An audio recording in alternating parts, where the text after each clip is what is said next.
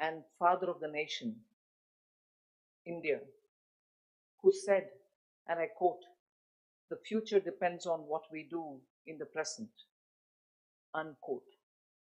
This statement powerfully conveys the responsibility we have as the finance ministers and central bank governors of the G20 countries to steer the global economy towards strong, sustainable, balanced, and inclusive growth. Based on the mandate we provided in February 2023, the various work streams of the G20 finance track have now come out with their deliverables. I encourage all of you to reflect on these deliverables and provide guidance on the way forward. On behalf of the Presidency, I take this opportunity to thank the co-chairs of various G20 finance track working groups, the international organizations, and the G20 membership for their extraordinary support to the Indian Presidency in developing these deliverables despite the stringent timelines. Colleagues, coming to the first session today, we will focus on issues related to the global economy and global health. Since we last met in April, the global economic growth is below its long-run average and remains uneven. Further, the uncertainty around the outlook remains high, and downside risks to the outlook still persist, including those related to geo-economic fragmentation. What we need are coordinated international efforts to navigate this challenging period. In this context, the G20 Framework Working Group explored the issue of tackling macroeconomic challenges related to food and energy insecurity and those related to climate change and transition pathways. The policy lessons that have emerged from these issues clearly underpin the need for enhanced international economic cooperation. I also seek your support in encouraging the FWG to continue deepening the conversation on these issues.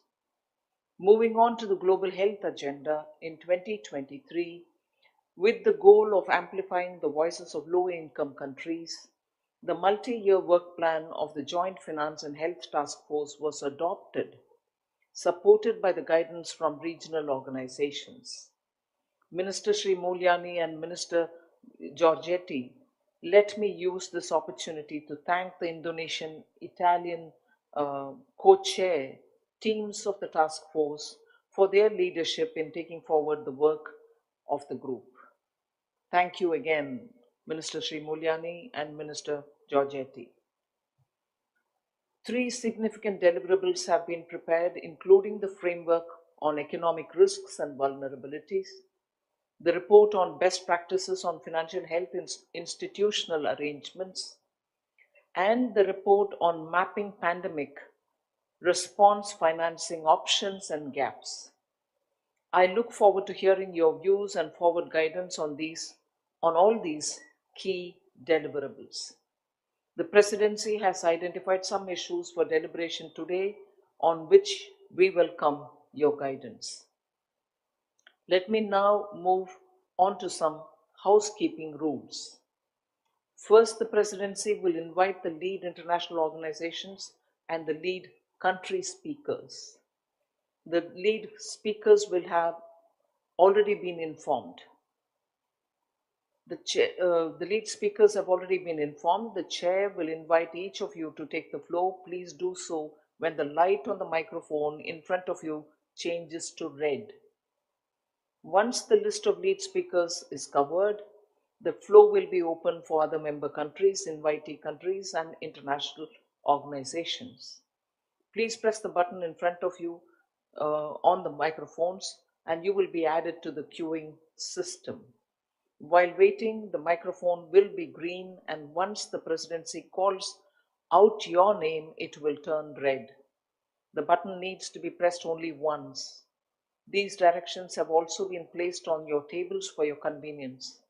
For the open flow interventions, G20 members will have 4 minutes to speak, to be shared between Ministry of Finance, and central banks as preferred.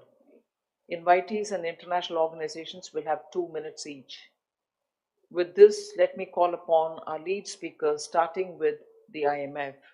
Kristalina, the floor is yours. Thank you very much, Minister Subramanian. I am